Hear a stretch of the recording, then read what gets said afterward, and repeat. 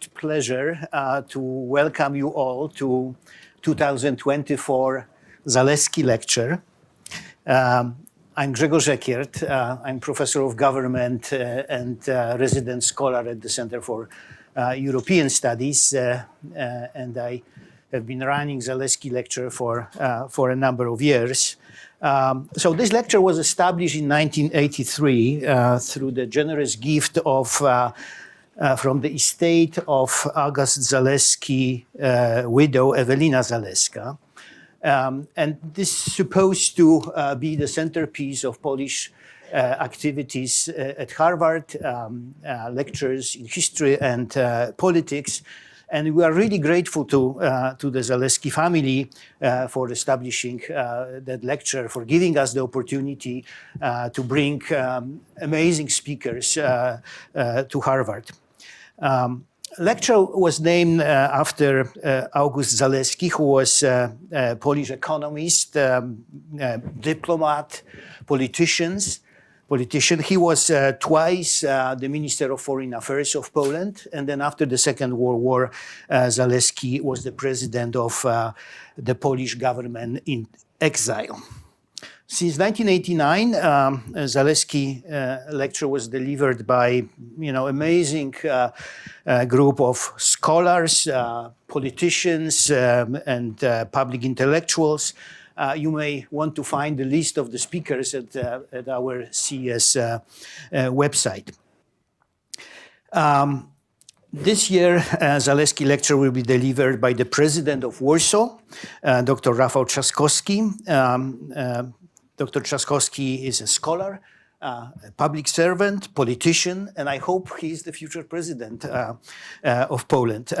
But before I introduce the speaker in more detail, I would like to thank the CES director, Elaine Papoulias, and the entire CES staff for all the work they done for organizing this event. And in particular, I would like to thank Anna Popiel, who kept things on track for many weeks, right? How when things change and so on. So thank you, Anna, for this.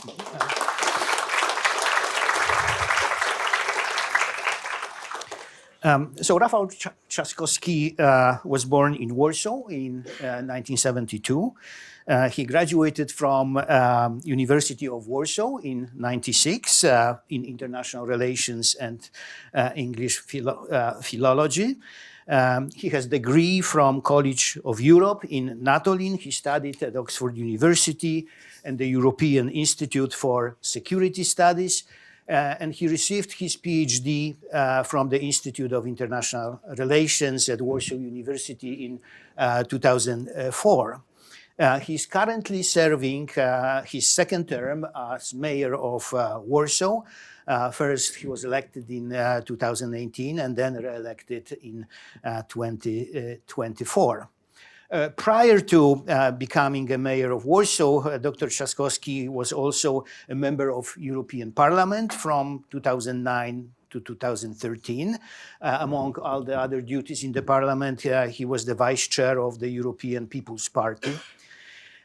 In 2014 and 2015, he served as the Deputy Minister of Foreign Affairs and oversaw Polish relations with European Union. He was involved in many critical negotiations within the European Union, like sanctions against Russia and energy security and so on. Before that, he was the Minister of Administration and Digitalization in the cabinet of Prime Minister Donald Tusk, where he was responsible, among other things, for cyber security. He then became the member of the Polish Parliament and served in the Parliament from 2015 to 2019. And in 2020, Dr. Trzaskowski was the Civic Platform's candidate for the president of Poland. And although he lost the election to the incumbent president, he received 49% of votes. Now, he's not only, a public servant and politician, but he's also an analyst and academic teacher specializing in European studies. So he has been teaching at the Collegium Civitas in Warsaw since 2000 and taught at National School of Public Administration. He also serves at the Natolin European Center as an analyst. Dr. Trzaskowski will speak on where is democracy today. It is my honor and pleasure to welcome you to Harvard and to the Center for European Studies.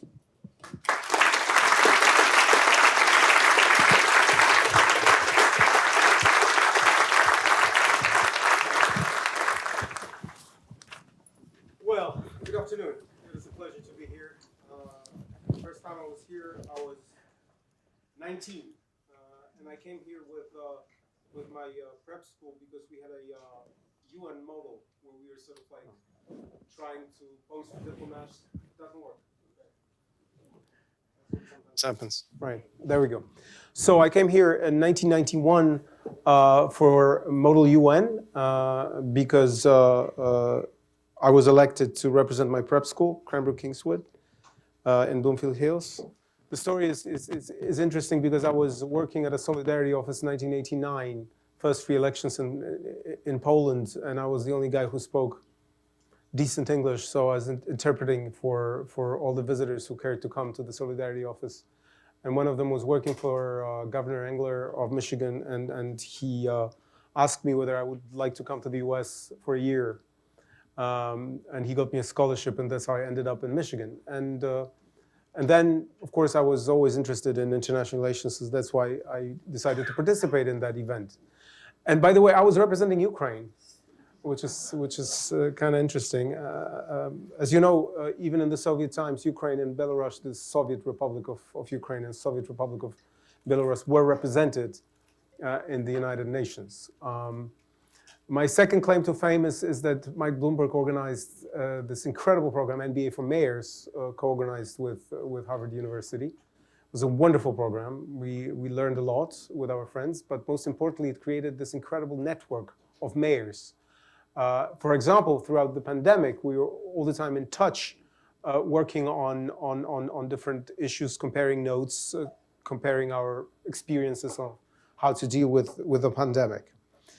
And by the way, this is where my story starts, because my trajectory is kind of different than it normally is, because normally you start with local politics, then you go into national politics, and then you end up in European politics. And I started with the European Parliament, and now I'm proudly mayor of Warsaw. Many people were telling me, listen, it's going to be a dream job. You're going to be like focusing on development, focusing on serving your people. It's going to be great. It's going to be hands-on, after being a minister when, really, to see the results of your work, sometimes it takes months, sometimes it takes years.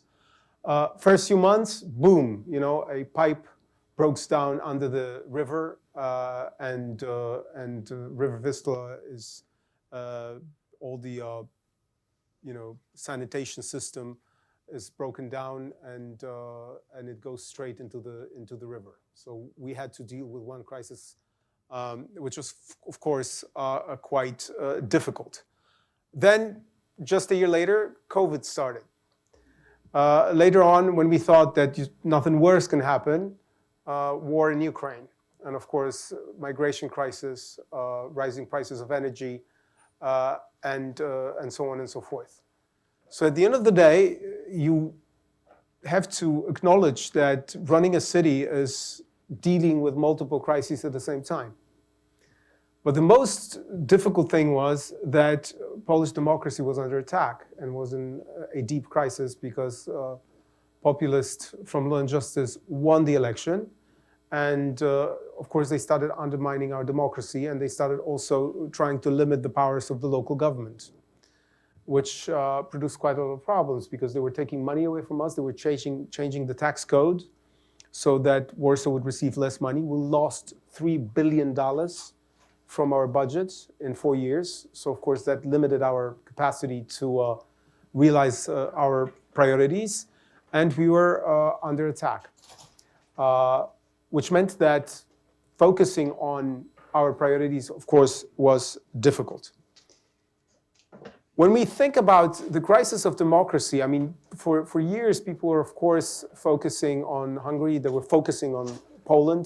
I remember them when I was coming to the US 8 years ago, or talking to my American friends and trying to describe what was happening in Poland. Many of them were just thinking, you know, what do they know? I mean, they're from Central Eastern Europe. I mean, their democracy is not that strong. Well, after a few years, after the attack on the capital, the perspective changed.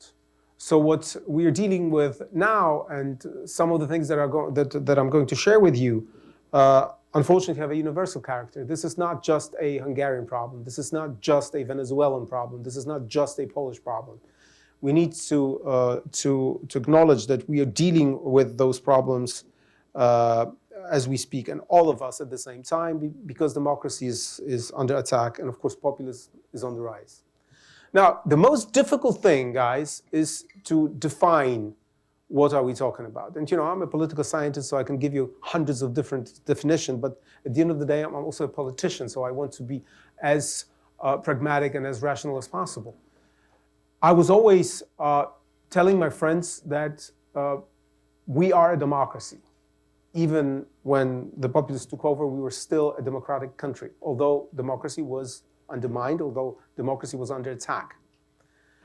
And it is very difficult to judge when democracy starts and when it ends. I remember that a lot of people were saying before the elections in October last year that populists will not concede if they lose, that they are going to contest the election. Some people were saying that they are going maybe even try to falsify the elections. And of course, it didn't happen. I mean, there were some irregularities, but I mean, there was no falsification of elections, and peace acknowledged that they lost, and there was a peaceful transition of power, much more peaceful than the one that we've observed in your country. Which means that at the end of the day, we passed the test, because a newly chosen democratic government is now in power. And by the way, peace came first. They won the elections. They had the plurality of votes, but of course they were unable to form the government.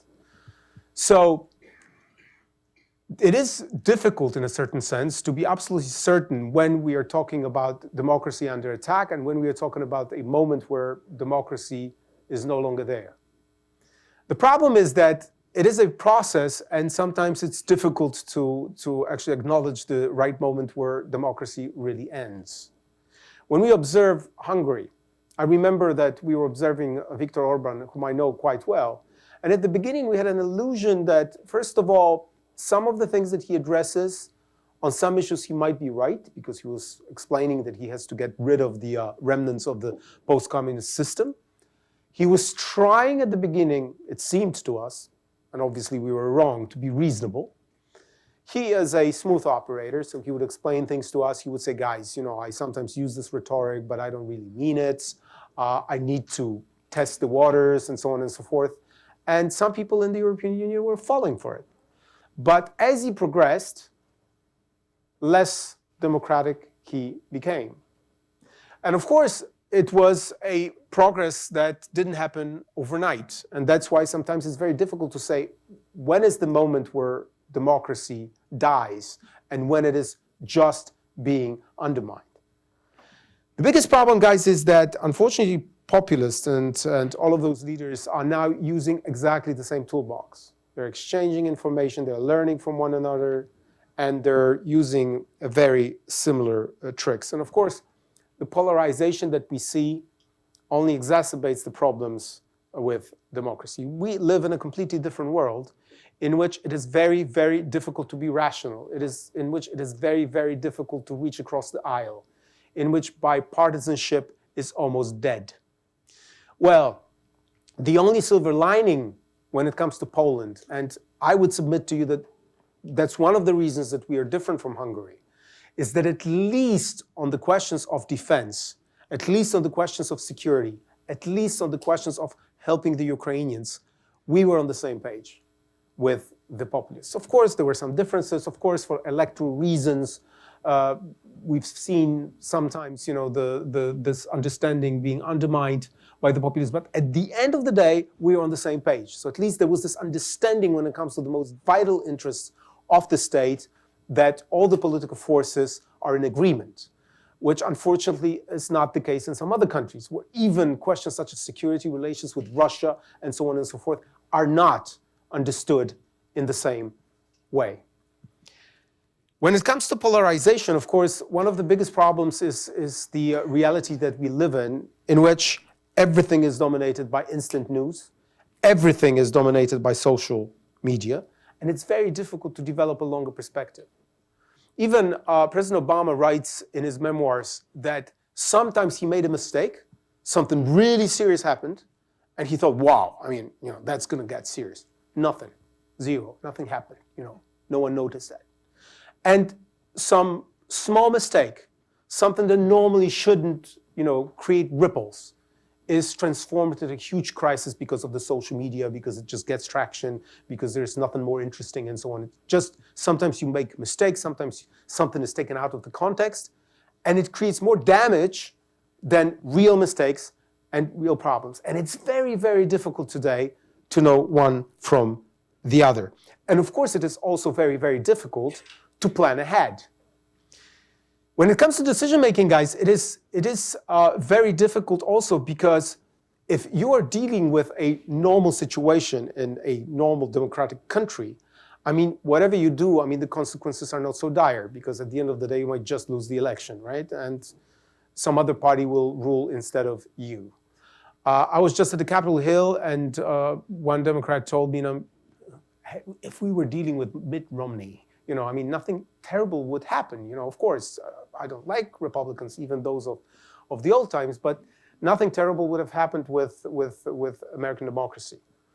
Now, the problem is that in a democratic country, fully democratic country, where you have democratic political parties, you can take risks. You can, for example, think, okay, I'm going to sometimes go against the grain. I'm going to take controversial decisions in which I believe, for example, push on with fighting global warming, because at the end of the day, that's what I believe in. I'm a politician, I want to take risks. And if I lose, then another political party, which is mature, with which on the most important things when it comes to, for example, the state of democracy, I agree, will rule for another 4 years. So nothing terrible will happen. Now, when we're dealing with the populists on the other side who are undermining our democracy, unfortunately, many people would tell you, don't do that. Don't push for ambitious reforms, because if you fail, because if you take too much risk, you will contribute to the undermining of democracy, because the populists would win. So unfortunately, it also limits our capacity for being courageous. And if you want to mobilize the young, the idealistic, and so on, you need to be courageous. Because if you're not courageous, especially the young people will stay at home, because they are still idealistic. They want you, or they want the political class, to take responsibility, to take difficult decisions. And sometimes, unfortunately, in the face of populism, some of democratic politicians are being paralyzed. And that's why it is so difficult to be a leader in today's times. And it takes guts, and it takes courage. Everything is blown out of proportion. You never know when are you going to be attacked. Everything becomes global. And as I've said, I'm going to give you a few examples. They're using exactly the same toolbox. I was the first mayor in Poland to introduce the LGBT Charter to protect the minorities. And in a footnote, we wrote that we are going to abide by World Health Organization standards. So what the populists did, they took a book written by WHO for teachers, in which experts explain to teachers how to deal with difficult subjects, how to talk to children about things such as masturbation, okay? For 3 weeks, primetime news, when I was running for president, the news was, Trzaskowski wants to teach masturbation in Warsaw schools. Everyone was dying laughing in Warsaw. Everyone was dying laughing in the big cities. People were saying, you don't teach masturbation. But it was really serious, because when I started campaigning, people in the rural areas really believed in it, and they were attacking me. You won't sexualize our children, and so on and so forth. We're all laughing. I don't know whether you've heard this rumor that some people are eating cats and dogs. We're all laughing. But I mean, these guys are spending millions to test these ideas. And they wouldn't say that if they weren't absolutely sure that it's going to get some traction somewhere. And they're using exactly the same tricks. And that's the problem, that we think it's so preposterous that no one would believe in it. Somehow it works. I'm just going to give you another example. We are a proud member of C40. C40, this is an organization of cities which fight global warming. It doesn't pass any binding legislation, you know. There are some recommendations which are not binding. We just basically exchanging information, right? We're just doing some benchmarking, comparing what works, what doesn't, and so on and so forth. And there was a report written because C40 sometimes commissions different reports, and there was a report written by experts that maybe in the future we should start thinking about using more flour made from crickets and so on and so forth, because of course agriculture is contributing to global warming and so on and so forth. Boom! The other day, Trzaskowski wants to forbid eating meat, and he will feed bugs to people. Exactly the same argument was used here against Joe Biden. I mean, that's exactly the same toolbox. And you wouldn't believe how many conservative politicians next day they were proudly eating steaks and proving that there are true Poles, you know, and that I want to feed bugs to people. And again, people in Warsaw were laughing because it was so preposterous. But they're testing some of those ideas, and they're exchanging information in order to then try to undermine our credibility. And unfortunately, sometimes it works, because they're using those tricks all the time. And as I said, they're checking out what's effective, what's not effective. Now, the biggest problem with democracy is that, and I was asked this question today at the Kennedy School, like, what can you do in order to safeguard democracy, right? I mean, we just won the elections. I'm going to come back to it in October. And now the question is, what can we do to safeguard democracy, right? Now, the problem is that if there are guys on the other side of the aisle who are going to actually undermine the constitutional safeguards and question it, then there is not much that we can do. Because in the Polish case, Kaczynski, who was a leader of the Populist Party, ruled in Poland from 2005 to 2007. And he coined this phrase, impossibilism. It sounds as strange in Polish as it does in English. There's no such word in Polish. But what he meant was that, you know, he was elected, the will of the people and so on, and he wanted to do things, and then suddenly the judges of the Constitutional Court would tell him, you are breaking the Constitution. Or his civil servants would tell him, listen, you can't do that, you know, we are bound by the treaties of the European Union, and you would be breaking the treaties, and you should leave the European Union if you were to do so. Or some people working for the ministry would tell him, I mean, that would cost us too much. You know, and he really believed that those checks and balances, which are the fundamentals of our democracy, should be changed, because he cannot actually put his will into practice. So when they came back, they started undermining the very rules of democracy, putting, for example, political apparatchiks on our Constitutional Court, which is our Supreme Court, right? Not judges who have more conservative views, which would be normal, but people who were never judges, who were just political apparatchiks. The only thing they had was a law degree, okay? So once you start undermining democracy, undermining the checks and balances, questioning the Constitution, it's very difficult when you are in power to do something to actually strengthen the resilience of democracy in your country. Almost impossible. And the question is how to do it. I was just giving this example that, for example, the attack on free media didn't work in Poland, mostly because one of the biggest independent channels is owned by Warner Bros. And Americans were simply pressurizing the populist government, whoever was ambassador, Republican or Democrat, because of American ownership. But of course, I wouldn't submit to you that privatizing news is the only possibility of safeguarding free media. So there are no easy solutions when it comes to all of those issues. And of course, the problem is that all of our dreams, when we were actually getting out of communism, were unfortunately not realized. we all remember about, those guys who were saying that that's the end of the end of history, and that we are going to have liberal rules everywhere and so on and so forth. We all remembered, especially in Poland, where we were doing the economic transformation, we all believed that market would regulate all and so on and so forth. And it turned out that it doesn't. It turned out that there are problems around the corner. I teach international relations theory. So I was teaching 15 years ago, I was telling my students realism is obsolete.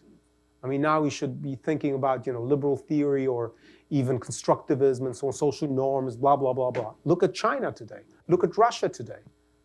China, even 5 years, if you take a book about China, which was written before 2018, most of those books were incredibly optimistic.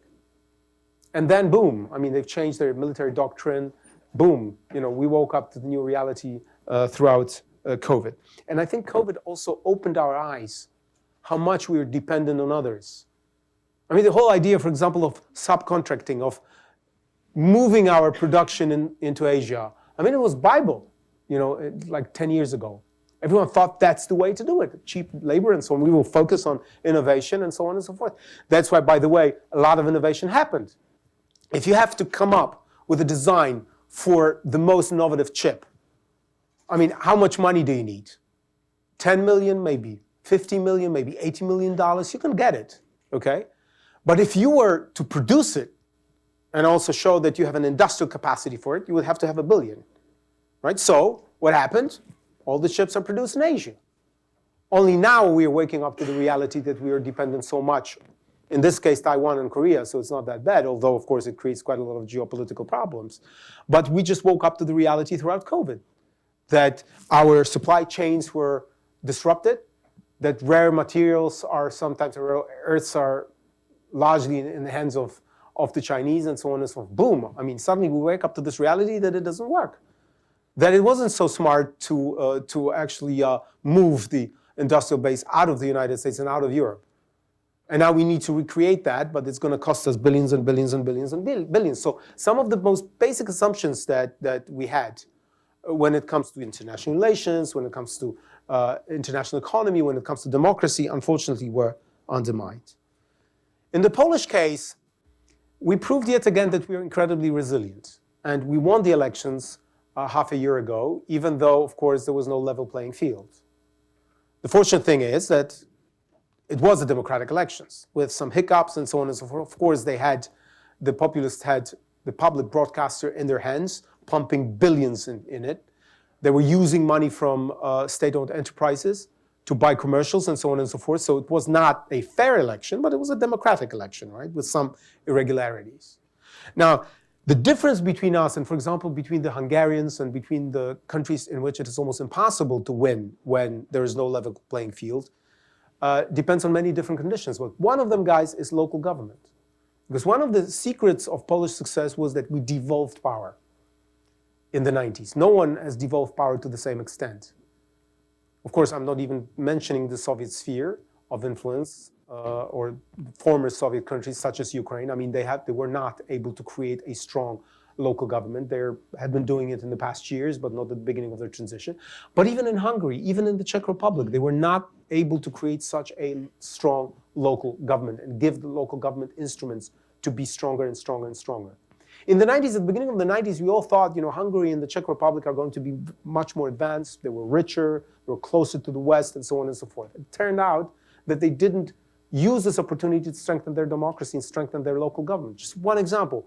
The budget of Warsaw is $7 billion, $7 billion a year. The budget of Budapest is 8-9 times smaller. Why? Because their system hinges on the handouts from the state. In our system, half of the taxes, income taxes, stay where they are, which means that half of the income tax paid in Warsaw stays in Warsaw. I mean, the populist government was trying to meddle with that, but they were unable to change it completely. So, strong local government. I mean, for example, when the populists wanted to organize the elections throughout the pandemic, we told them, no, and you're breaking the Constitution by calling snap elections with no reason. But we didn't only say no, but we simply said, we are not going to give you the data of our citizens, because the data of the citizens necessary to organize elections were in our hands. So actually blocked the elections which were supposed to be organized throughout the pandemic. So local government is much more powerful. Of course, civil society as well, non-governmental organizations, an incredible power to be reckoned with.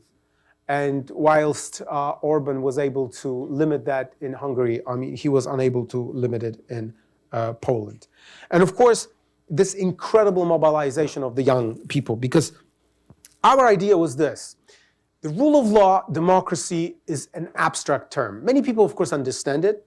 You've seen those incredible demonstrations in Poland where people were mobilizing to actually go against the populist government and show them that they want a full democracy.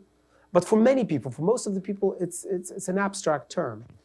So we were actually successful at translating that into a limitation of personal powers. Because when the peace government introduced this medieval anti-abortion law, when it started creating complete chaos in our schools, changing the educational system and bringing a lot of indoctrination into schools, when they started limiting power of the local government or limiting the power of the NGOs, when they started attacking the free media, people understood that their own freedoms, very concrete freedoms, are at stake. And only through that people actually understood that this is not some abstract term, democracy or the rule of law, but that their fundamental freedoms are being threatened, that they mobilized that much. And we had this incredible turnout, which was mentioned here, more than 75%, 85% in Poland, in Warsaw alone, which is almost unheard of.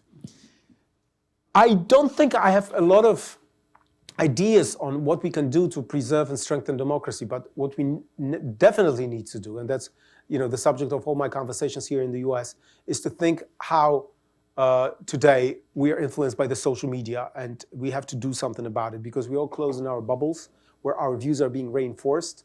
When the algorithms just reinforce conflict, I mean, try to post, I mean, if you're a politician, if I post something benign, something when I try to reach across the aisle and so on and so forth, zero traction. The more controversial it is, the more you attack the other side, the more direct you are, the more vicious you are, the more conflict there is, the more promoted it is. And now, this is, I mean, why am I mentioning it? Because I think that, I was this crazy libertarian when I was 19 because we were getting out of the communism, right? So we really thought, the market, individual freedoms, it's going to regulate all. And I've just told you that unfortunately it didn't.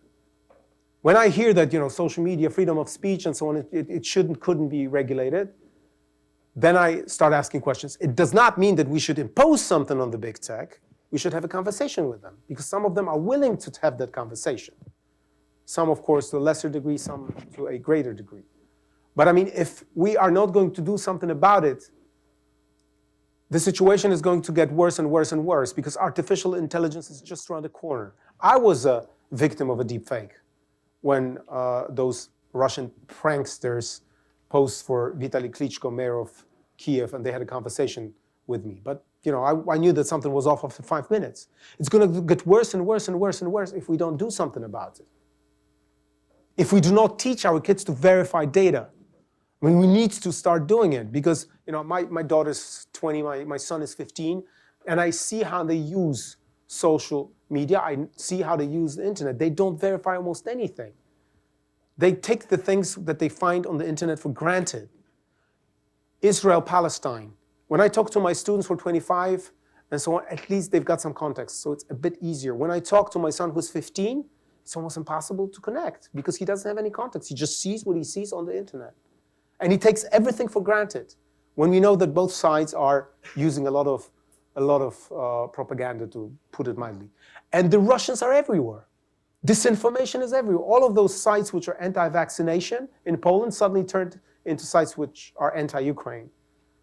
I mean, either we do something about disinformation, either we do something about teaching our kids how to verify data and try to work on new skills.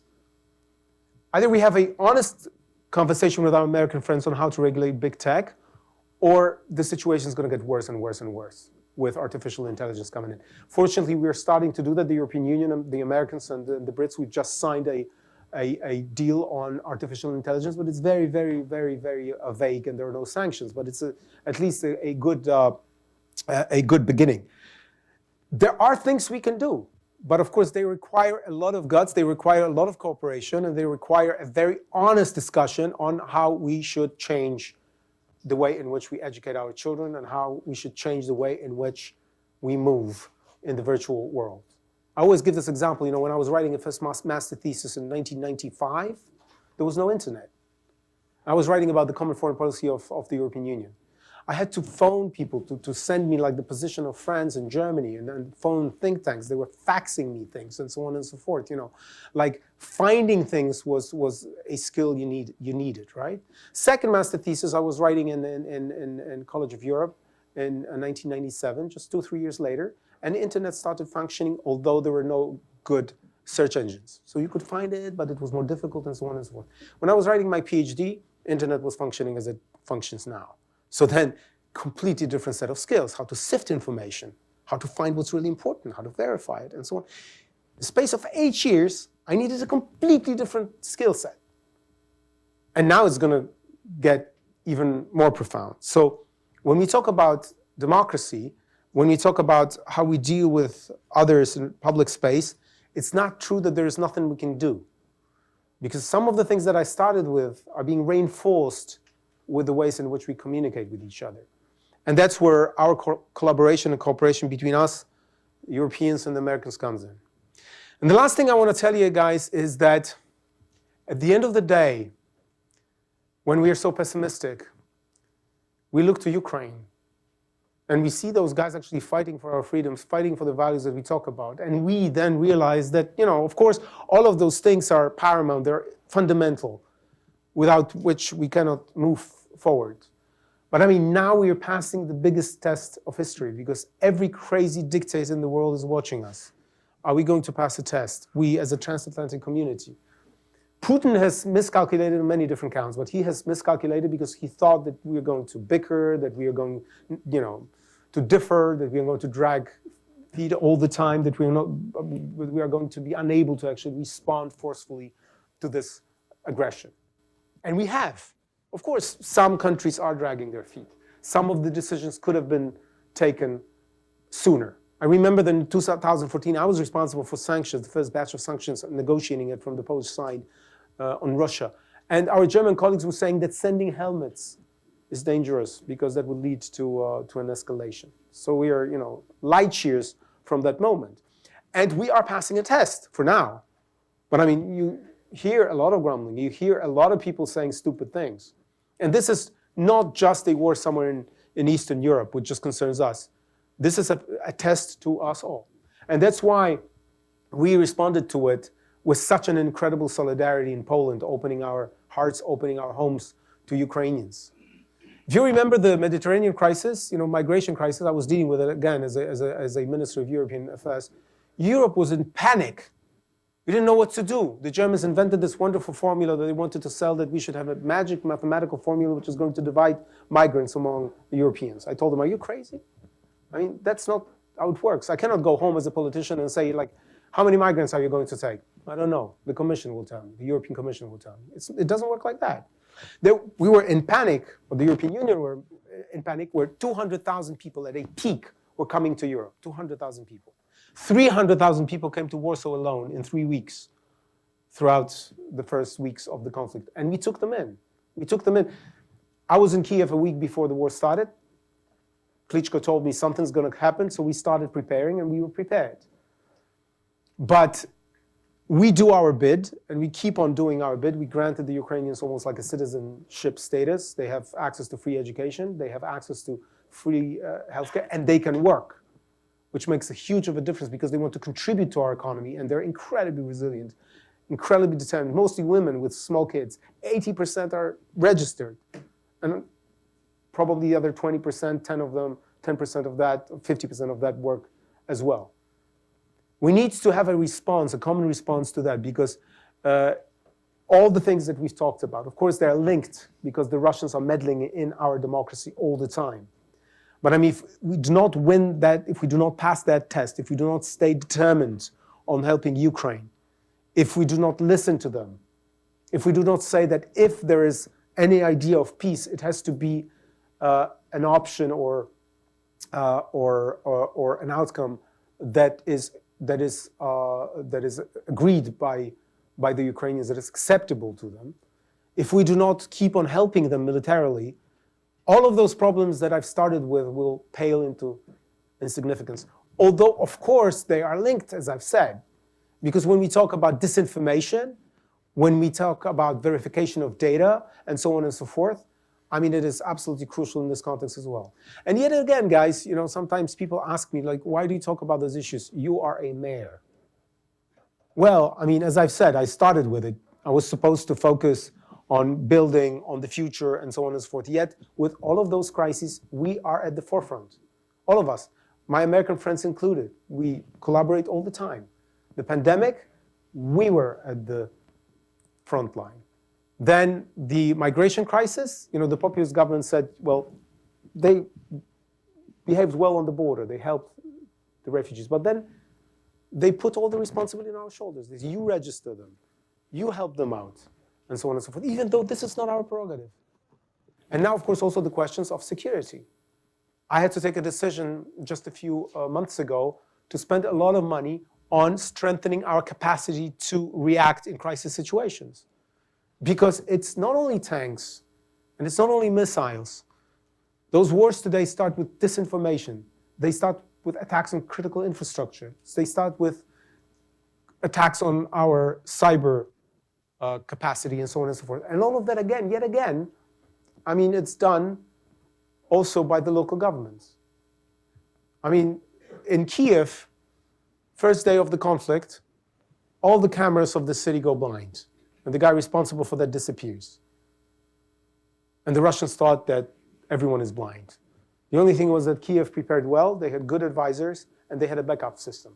So they just clicked the backup system. And the Russians didn't know it, but they were seeing everything. And that's why they caught almost 3,000 people when they introduced the martial law, because they had all their faces and they could analyze them, you know, link it to the social media and suddenly see that this guy who's roaming the streets of Kiev in the middle of the night is Sasha from Rostov. What does he do there, okay? So it turns out that even the responsibility for things such as these now lie on the shoulders of the local government. And that's why we collaborate, that's why we're in the middle of it. And at the end of the day, I think that we are good at explaining it because we deal with those problems hands-on. You know, I spent most of my life teaching about the European Union, doing European Union. If I started, you know, telling you things about that, you would probably understand half of it because I would use this terrible jargon. But when we talk about those issues, I mean, we try to talk about the things that people understand because we walk the streets of our cities and we need to respond to simple questions. And we cannot just, you know, hide in limousines and hide behind platitudes and talk about strategies. We just have to deliver on the ground. Just as now, and this is the last thing I want to say, just as now we are dealing with those terrible floods in southwestern Poland. We haven't seen anything like that for the past 30 years. Hopefully, I mean, it didn't touch Warsaw. That's why I'm here, even though for the past 3 days I was coordinating the relief effort and we were helping our friends in southwestern Poland because it's really tragic. But the problem, guys, is this: torrential rains. And what the populists say, you know, there is no global warming. This is a fantasy. And then we see that, and many people are saying, like, we shouldn't do anything about it. It's too controversial. If you start actually implementing these ideas, then the populists will win because people do not like restrictions. Of course, we need to talk about win-win. And by the way, Putin went to war also because he realized that in 10 or 20 years, he will be defenseless because we will slowly get out of the fossil fuels. All of those things, guys, are interconnected. And if we do not react now, it's going to be too late. If you will not show guts and courage, it will be too late. So we cannot use populism, we cannot use weakened democracy as an excuse for inaction. This is our responsibility, because if we do not deal with those threats, if we do not talk about them openly, if you do not introduce measures that are going to help us deal with the situation, then it's going to get worse. And then we're going to go back to the discussion that we started with. And by the way, and that's what I always say here in the United States, remember, guys, this is not a problem of immature democracies. This is not a problem of the Venezuelans or Poles or Hungarians and so on and so forth. I think that you instinctively feel it when you listen to the campaign today and so on and so forth. But you wouldn't believe the number of conversations I had with my French friends or my German friends when they told us, oh, we made a mistake opening the doors to European Union because you were not prepared and so on and so forth. And I asked them, you seriously think that problems with democracy and populism are Polish problems or Hungarian problems? Just look around. Look around. That's why, we got to be together. That's why we have to have conversations like these. And that's why we have to actually draw the consequences. Thank you very much.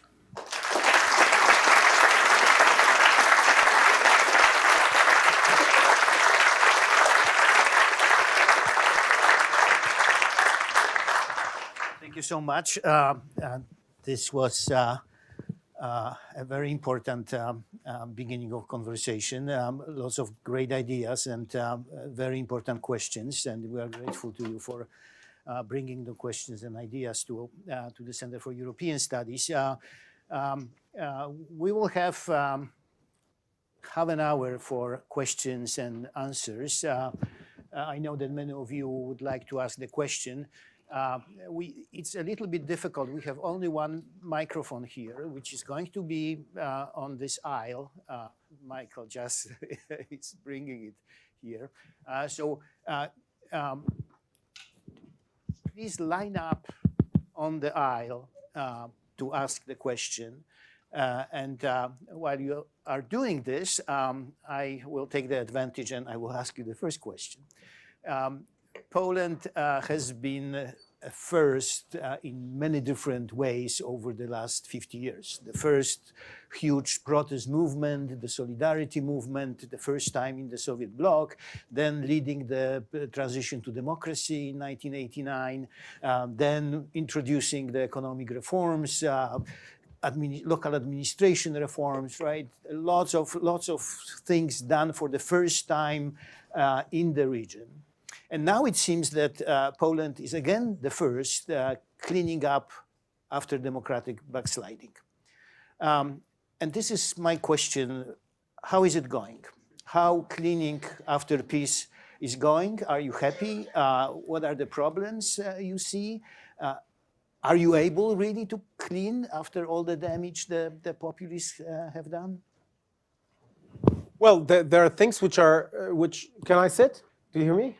Okay, so there are things which are easier. So for example, like to clean up when it comes to foreign policy and European policy, you can do it almost overnight because Donald Tusk has this incredible credibility and sort of like being back at the table, proposing solutions like we do, for example, on defense and so on and so forth. With our credibility, it's much, much easier. Then there are things which will take a lot of time, but at least we know the direction. So for example, zero indoctrination in schools, verification of data, more focus on critical thinking and so on and so forth. We know what to do. And it's just, you cannot be done overnight. Now, the problem with the rule of law is that we want to make it abundantly clear that we are not going to actually use the methods that were used by the populists, and that this is not a revenge, but that we simply want to restore democracy, which unfortunately, first of all, takes time, and a lot of people are impatient, and our voters all the time tell us, you're not doing it fast enough. And the second thing is that there's a president with a veto power, who vetoes a lot of our ideas. That's why the presidential election next year will be so crucial, because if the Democratic side doesn't win, it's going to be very, very difficult to actually strengthen the rule of law and strengthen the Constitution in a meaningful way. So this is a very, very difficult process. And at the end of the day, I mean, the most difficult problem is, and the most difficult question is, that's been asked here in the Kennedy Center 3 hours ago, was like, how do you make sure that, you know, they don't come back, and that what are the safeguards? I'm afraid that there are no safeguards for people who wanna break the Constitution, right? So it's very, very difficult. Of course, we can, you know, try to change certain rules to make it more difficult for them to do that. But there's no other, you know, education, working on grassroots movements, which I did with the young people, organizing those huge jamborees for the young people where they met, and when they had an opportunity to talk to us and to tell us what's really important. It's really a long-term project. I mean, it's very difficult to change everything overnight. There are certain things, as I've said, that you can change overnight. Most of them are not so easy. Great. I see the first person. The rules of the game. Please introduce yourself very quickly. Try to be as brief as possible, and the question should have a question mark. I'm Dan Epstein. I work at the Davis Center with our initiative Scholars Without Borders that supports academics affected by Russia's invasion of Ukraine. And my question has to do with, well, sort of the dog that hasn't barked. We know that populists, people from Putin to the internet, people on extremists, they often use these kinds of historical grievances and draw these up in order to sow dissension, to cultivate squabbling, as you said, Putin kind of expected.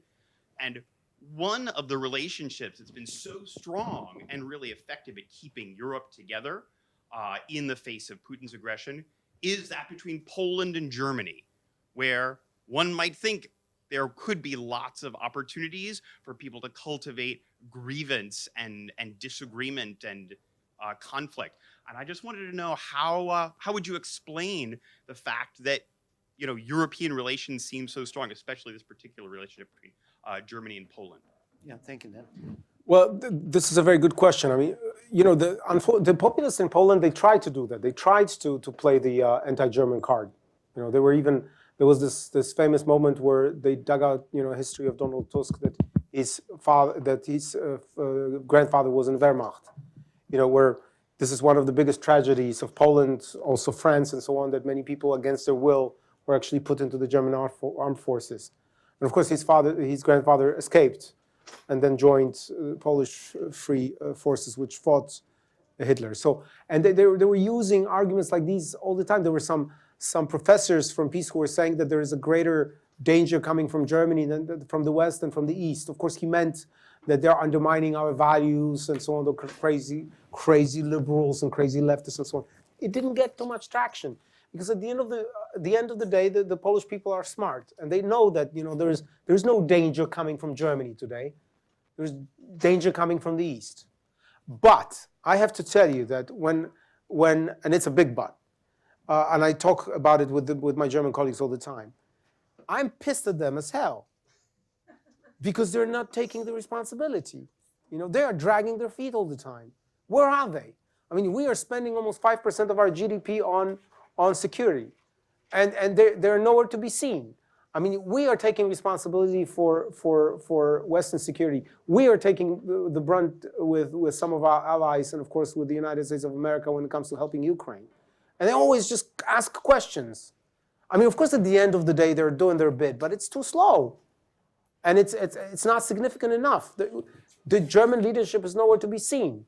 Okay, it's fine, good. We are going to fill the vacuum. We are, but I mean, you know, everyone has to take responsibility, and they're not doing it. So at the end of the day, you know, the previous government was talking about reparations and so on, and after 70 years after the war. Okay, fine, we can have this conversation. But my thing is, let Germans take responsibility for common security right now. And now I hear that the European Commission wants to open the so-called excessive deficit procedure, when we are spending billions to defend Europe. I mean, this is crazy, and you won't find a more European politicians than me in Poland. But you know, we need to have a very frank conversation about that. We need to have a very frank conversation with our German friends. So this is not. I mean, we know that they're not creating any danger. We know that, you know, our relationship is absolutely crucial for Europe, and we want to talk about the future, although we cannot forget the past. But I mean, they have to take responsibility. You know, I think that my idea of lining up for the mic doesn't work too well. So please, we have a question on that side, and then we'll move the mic back to the other side. Yes, Pan Tchaikovsky, Grzegorz mentioned cleaning up after peace. I wanted you to give us a bit more insight into what you talked about earlier. Kaczynski, 2005, 2007, he was unable, he said, to get through the same laws because of the Constitutional Court blocking it. And so then the situation was turned around under Kaczynski, under Tusk. And I wanted to know now, you have a number of justices in the Constitutional Court, as well as in the Supreme Court, who have been put there, as you said, as stooges of the PiS government. How does the Tusk government and the majority in parliament deal with that in terms of passing laws? Well, I mean, this is one of the biggest problems that in a sense, peace introduced, to use a German word, a Doppelstaat, you know, and we all know the historical reference. And now it's very difficult without shortcuts to actually bring that into a balance with this president. And we do not want to fall in a trap of using exactly the same tools as peace, even if they are for good cause. That's why when it comes to the Constitutional Tribunal, you know, I mean, for now, I mean, it's not a tribunal because it's filled with political apparatchiks. But we want to wait. I mean, just very soon, the new parliament will start nominating judges according to a normal procedure. So with that, we have to be patient, right? And we need to win the presidential elections, which are going to happen in May, June. So of course, it's not that easy to explain it to the people who are impatient, but I am of the view that it is better to wait for 9 months and have solutions which are watertight than to speed up and introduce solutions that then will be questioned and that will be open for the possibility of you know, judging our actions as if they were similar to what peace did. There were certain things we had to, like, for example, on prosecution, on prosecutors who were politicized and who could do a lot of damage.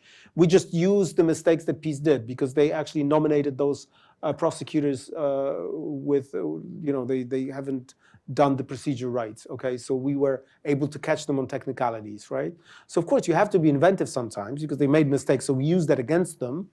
But I mean, you cannot put the whole constitutional order back on technicality. So sometimes we had to do that because, you know, we couldn't allow for those political prosecutors to stay in power and to keep on destroying our democracy. We also had to take over the public broadcaster, which we did, you know, in accordance with the law, but it's not as watertight as it could have been if we passed a bill accepted by the president.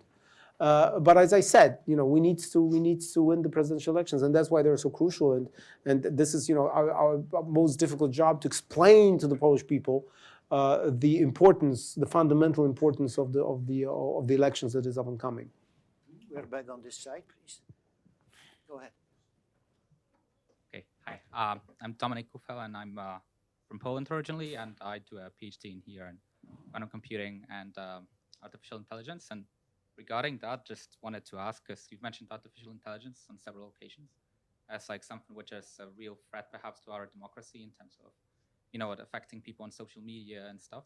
And at the same time, you know, I wonder like what, you know, public and government and, you know, can do in order to, you know, invest more in AI. From what I understand, there are some plans for such an investment, but you know, with this technology, it's like extremely rapidly developing. Like, you know, like it took, I don't know, 60 years to like, to reach 50 people to like fly a plane, something like 3 years to like reach 50 million people to like, you know, do Facebook, and now it's like it's been 3 weeks to reach like 50 million people using artificial intelligence. So given the statistics and the fact that this is a very urgent and pressing question, like, you know, you're likely to be the next president of Poland. So what are you planning to do about it and, you know, help, you know, sort of to save democracy through like, you know, investing enough in AI? Thank you for your trust in me. Well, I don't know what requires more trust, becoming a president or dealing with artificial intelligence in an effective way. But I mean, the most important thing is that we have a conversation about it, and of course, we cannot be afraid of it, because I mean, if we don't invest, if we don't do, I mean, the Chinese will, and the Russians will, okay, and they will have no qualms about using it in ways which have nothing to do with strengthening democracy, right? But I don't have to tell you that, we need to make sure that there are safeguards. And by the way, this is not like robots taking over the earth, but it's all about misinformation. It's all about using these capacities for personal gain, or for a gain of a given country, and so on and so forth. And of course, that means regulating artificial intelligence. So for example, it has to be made absolutely clear. We have to know when we see something on the internet that it has been created with artificial intelligence. It has to be absolutely clear. It has to be labeled, because otherwise, there's going to be so much misinformation. So that's thing number one. But dealing with artificial intelligence, of course, we have to, and there are ideas now in this agreement between the United States, the European Union, and Britain. But it also means all of the things that I've just talked about, that we need to start talking to our children, educating them that whatever they see on the internet is not necessarily true, that they should verify, that they should check in different sources, right? It's funny because, I'm used to it since I was a kid, because like most of the books published in Poland about history, they contained a huge element of propaganda. It's not that there were lies and lies and lies and lies. Some of them were good books. But there was a bit of propaganda in some of them. There was a lot of propaganda in others. So there was there were books published, by the opposition, so we could compare. If someone knew the languages, he or she could compare in books written outside of Poland. So we had that. Today, people, kids don't have that. They come to some of the most incredible thing is that some people, I'm a bookworm. I have 15,000 books. I'm crazy. I buy them like crazy, And some people come to my office and they say, why do you have 20 biographies of, let's say, Napoleon? Not to use anyone else because it's always tricky. Napoleon can also be used against you, but whatever, And for me, it's obvious. First of all, it's not that I've read all of them, but I compare, One of them are very well written as a book, but maybe not very accurate. Sometimes there's something I want to compare. You know what I'm saying? This, for me, it's normal. For people, it's like, why not one? Okay? So this is a skill as any other skill. So there's a lot of technical work to be done, which I'm no expert at. There are huge ethical questions that need to be addressed. But then there are purely political questions, right? And look at look at where Twitter was and where it is now. Okay, so and we cannot simply accept that if someone owns that platform, that he will just call all the shots. We need to have the conversation, because otherwise we're going to be completely immersed in disinformation, which is going to further undermine our democracy. So I mean, and there are ways of doing it. There are ways of labeling, showing, and so on and so forth, verifying, or providing us tools that we need to invest in those tools that we could check, what we're seeing. But I mean, most importantly, we have to educate ourselves, and that's going to be very difficult, because it's not only democracy which is being undermined. It is social capital which is being undermined. Trust in each other. Like, one of the things that I didn't say, one of the things that helped us in battling the populists was that with Ukraine, with the refugees from Ukraine, the basic community of Polish people was recreated, because regardless of our political opinions, we were all helping, and we felt again, for a while at least, that we're together. So I mean, there's this basic trust. Migration, one of the most difficult issues you have, and we have a pretty difficult history with Ukraine. Yet this feeding of community of trust and so on, of helping each other, smiling to each other. It's not that obvious in Poland. I mean, it happened, So this is much more than just technical issues.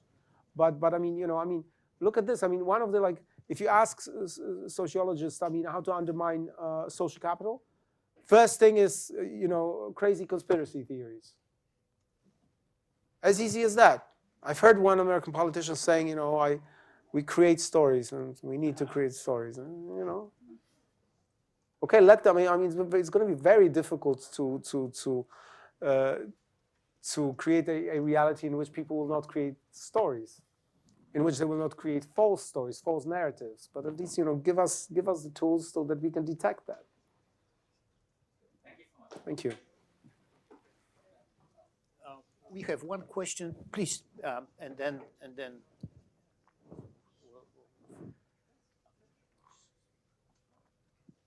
Good evening, Mr. Mayor. Thank you for being here. My name is Anne Marie Lipinski. I direct the Nieman Foundation for Journalism at Harvard. The emergence of a free press played an important role in strengthening Poland as a democracy. And under the Law and Justice Party, it suffered tremendously. And there were a number of setbacks. I'm wondering if you could give us your description of how strong, weak, vulnerable the press is in Poland, and what thoughts you might have about how to strengthen it should those here who have already elected you president get their wish. The country rose in the press freedom rankings under Reporters Without Borders, and this country sunk several positions, but it's still in a vulnerable condition. Well, I mean, this is a fundamental problem which also sort of questions some of our beliefs. I mean, at least the beliefs of libertarians and liberals that at least, like in Poland, there is a saying in Europe that if you were not socialist when you were 20, you're going to be a pig when you're 40 or 50, right? In Poland, it was exactly the other way around, because after communism, we were all crazy libertarians, like my generation and liberals, because there was a reaction towards the totalitarian system that we grew up in. And I remember, my father was a jazz musician, and he was a director of the orchestra of the Polish TV and radio. And under communist times, whatever said, I mean, culture was thriving, even though there was, of course, a lot of censorship and so on and so on. But in many areas, the culture was thriving. And I remember in '91, he lost his job. And I said, Dad, maybe economically it didn't, he almost killed me. And I understand it. Because the thing is that it's some of the European ideas about BBC, about supporting free press and so on and so forth, are not that bad. Because, I mean, today, if you're going to agree that, everything is just about profit, then we're going to have this clickbait culture everywhere, which we do now. And sometimes even the broadsheets are using it. There's less and less money in it, less and less professionalism. When I was I was an expert, and still am, I hope, when it comes to European integration.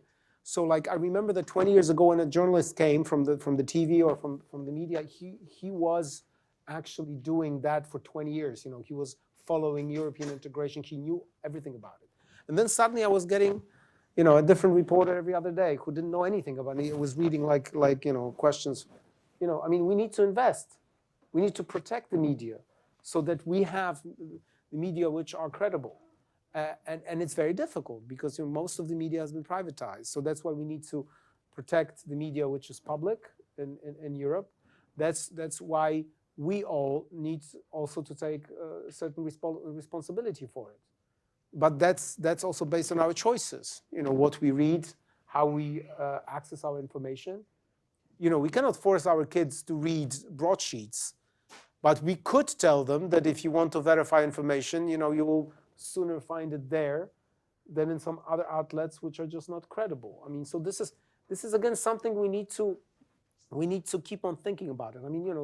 The free market. I'm a liberal at heart, but it's not going to regulate everything. And the things that we are seeing should give us a food for thought that if we want to protect our democracy, we should also protect the media, invest in free media, and try to protect it from, for example, buyouts from crazy people with money who are just going to turn them into crazy propaganda or just introduce clickbait culture everywhere.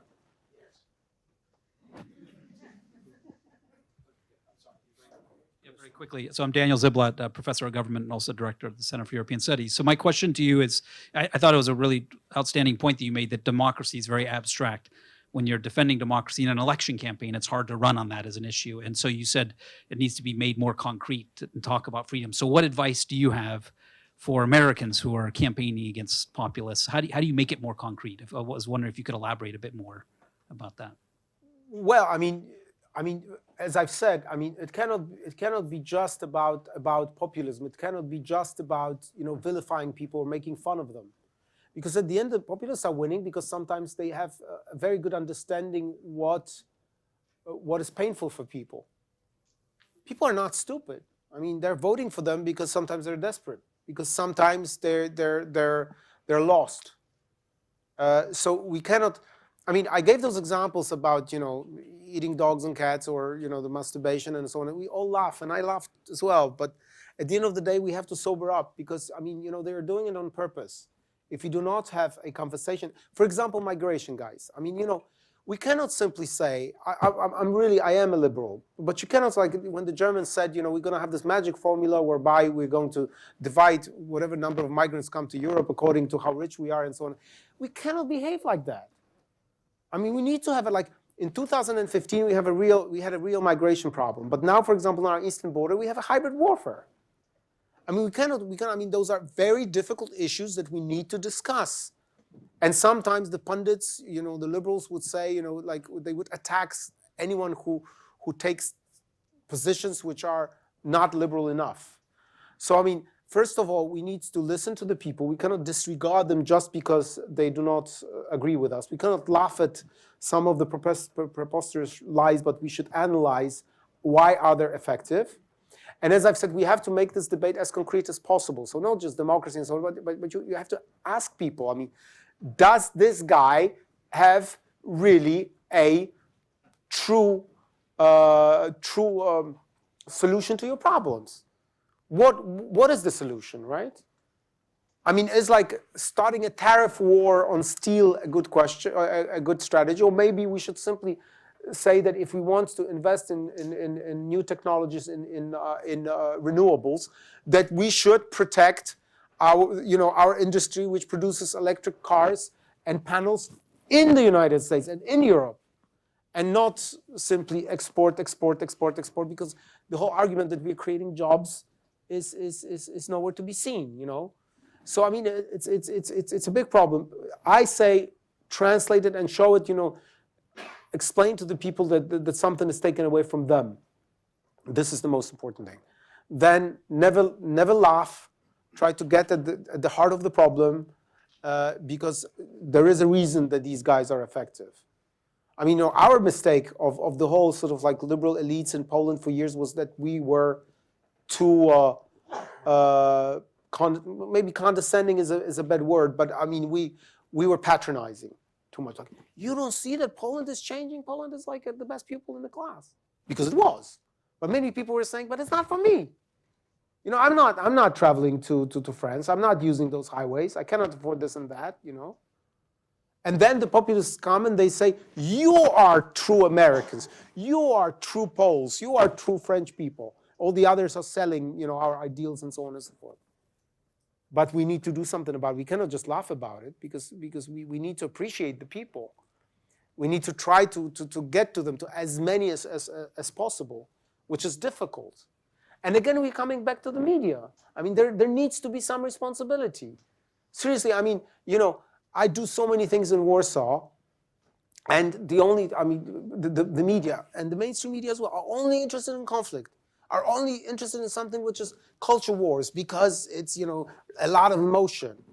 Like what we did when we started talking about women's rights, right? We analyzed what we need to do. And what we did, we introduced free preschools in Warsaw, right? Because, I mean, in Poland, education for kids from 4 to 6 is for free and so on, but preschools were not for free. So we made them free, okay? So that women could go back to the labor market if they choose so, and men as well, okay? And it worked. So instead of talking about something abstract, which sometimes carries a lot of emotion, of course we need to defend women's rights. Of course women should take decisions about their own health and they should have reproductive rights and so on. I mean, this is obvious. But I mean, we can also do things which are not controversial and that are really going to help and that everyone understands. And that is something that we can offer to others. And that's why, Tusk's government is actually doing it exactly the same thing, but all over Poland. Because then you can go to the rural areas and you can tell them, listen, I mean, maybe you would disagree on this and that. You hear a lot of bad things about me, but I want your kids to speak English. I want them to have the same opportunities. I want you, if you choose so, to be able to go back to work, okay? And I want your kids not to spend so much time in front of the computer, okay? They have exactly the same problems as us. It's just people sometimes do not understand because they think, the crazy liberal leftist from a big city, what does he know? That's why local leaders are so important. Because when I talk to my friends, local leaders from all over Poland, and by the way, that's a silver lining on what happened in Poland, that it strengthened us. We created this incredible network. Now we are helping, I was on the phone with guys who are inundated by the floods. They're all my friends. I know them really well. They call me, of course the government is helping a lot and so on, and but these guys call me and they say, yes, the government is helping, everything's fine, but I need, like 50 generators and I need a pump, and you have it, and I know. So I send it, it's there, okay? So, but coming back to the question, local leaders, that taught me that the problems that we are dealing with are not abstract. They have exactly the same problems. It's just, you need to use the right language.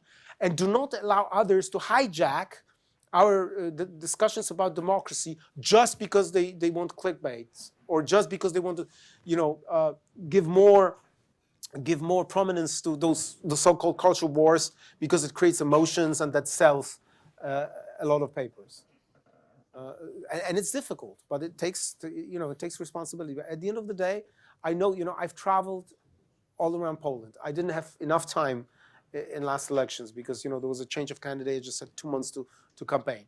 I think had I had more time, because many people just, and this is like the best moment in the life of a politician, seriously, the best, when someone tells you, you're not that bad.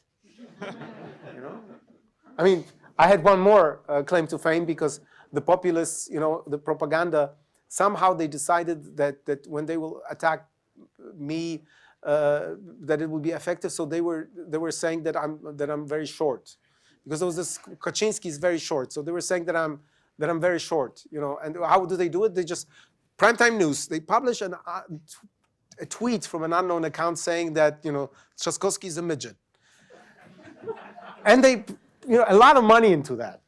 Okay, like fat, I can understand, but a midget, okay, but whatever. Somehow it turned out that that's more effective. So whenever I'm in Poland, people say, you are so tall. But the thing with now on a serious note, when someone says you're not that bad, because you can have this normal conversation, okay? Of course there are a lot of people we will never convince, right? But there are some, and as the more practical you will get, the more successful you can become.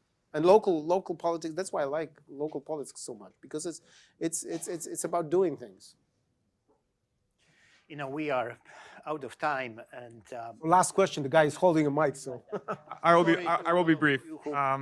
Hi, my name is Marco Pastorma. I'm a visiting scholar here at the Center for European Studies.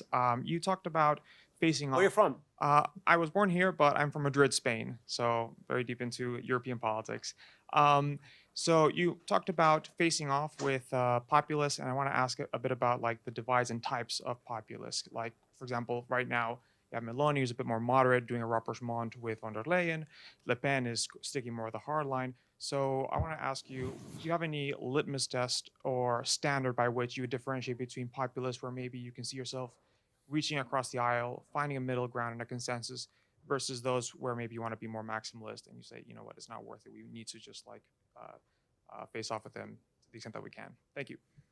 This is a wonderful question and a very difficult one. Why? Because we tried it with Orban, right? I mean, we like at the beginning, they had a very different problem with the Constitutional Court because it was really dominated by post-communist judges and so on and so forth. And so when they were saying, we need to speed it up because, we kind of believed them. I mean, there was something in it, And we thought that we could domesticate them. The closer we would have them to our heart, that they would behave in a way which is predictable and so on and so forth. And on many occasions they were, like Orban wanted to block sanctions in 2014, but under pressure and so on, we told him, come on, it's solidarity, Polish, Hungarian love, and so on.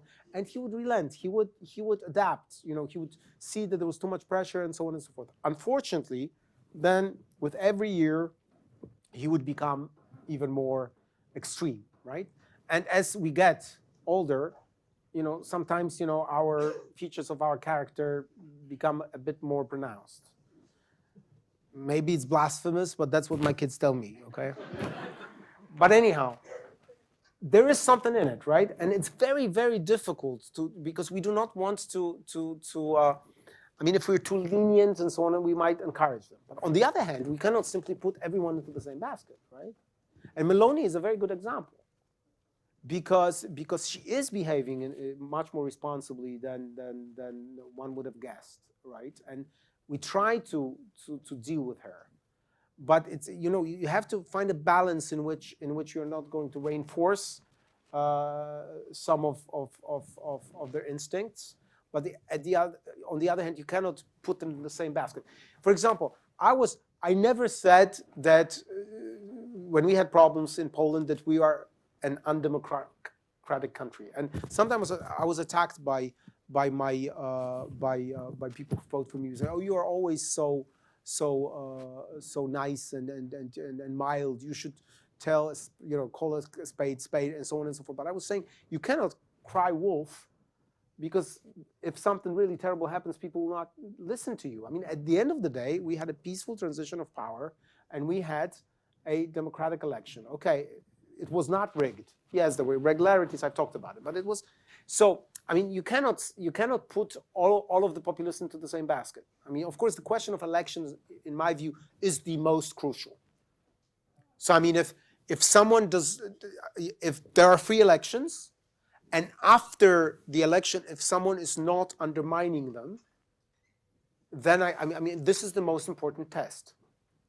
I mean, if someone, if there is no peaceful transition of power, that means that this is no longer a democracy.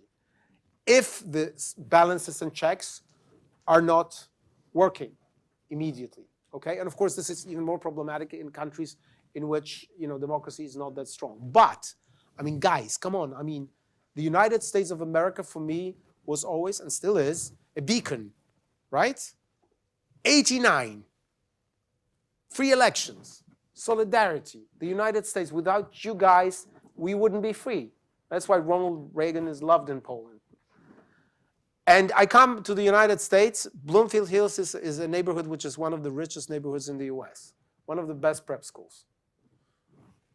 15 kilometers, Detroit, 1991, the most dangerous city in the world, boarded up and so on and so forth. I was like, is this America?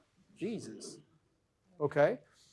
Fine, but I mean, democracy, your Supreme Court, I taught about your Supreme Court, like, golden standard, and so on and so forth. And still, American democracy is strong and one of the strongest in the world. But that doesn't mean that you don't have problems. But I mean, and sometimes, I mean, the attack on Capitol and so on, I mean, I would submit to you that it was even worse, than in Poland, because I mean, the peaceful transition of power was questioned.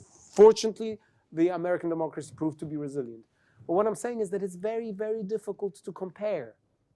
That it's very, very difficult. The most important thing is that we judge people on their merits, and that's why I rebel when someone is using words which are too strong. Okay, I mean, that was, by the way, that was my biggest problem, because I was serving on the Polish Parliament, and the Prime Minister of the populist government called me because before that I was negotiating in the European Union, and she called me a traitor, right? That I was a German lapdog.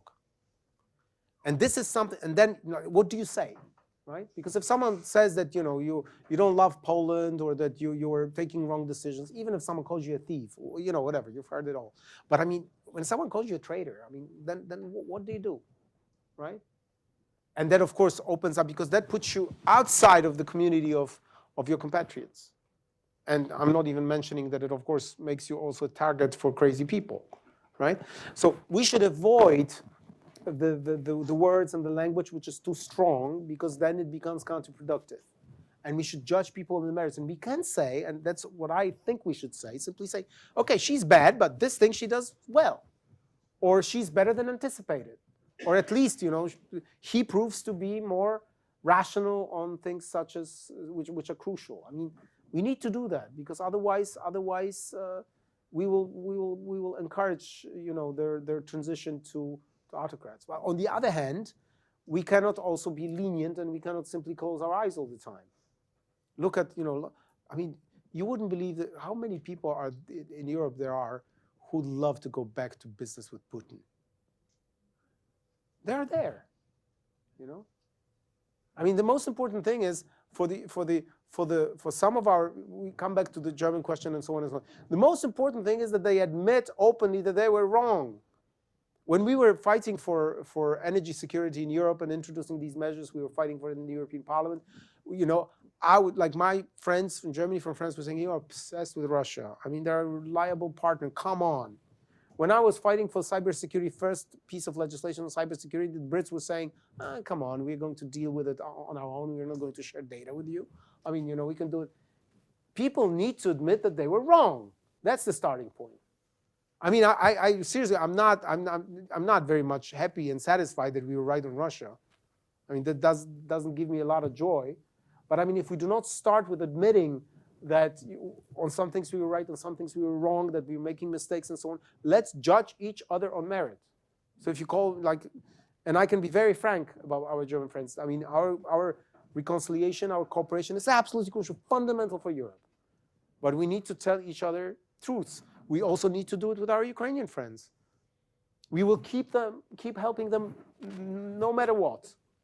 But, sorry for using a cliche, if they win the war, and I hope, I believe, I trust that they will win the war, they have to also win the peace. And their road towards the European integration, European Union, will be immensely difficult. It has a great responsibility for us. We've promised the Western Balkans membership 21 years ago and nothing happened. Our credibility is on the line. We need to do it faster. But we need to have a frank conversation how difficult it's going to be. And I know, I negotiated, you know, I was a little cog, you know, when we were negotiating our membership in the European Union. How difficult it was, I know.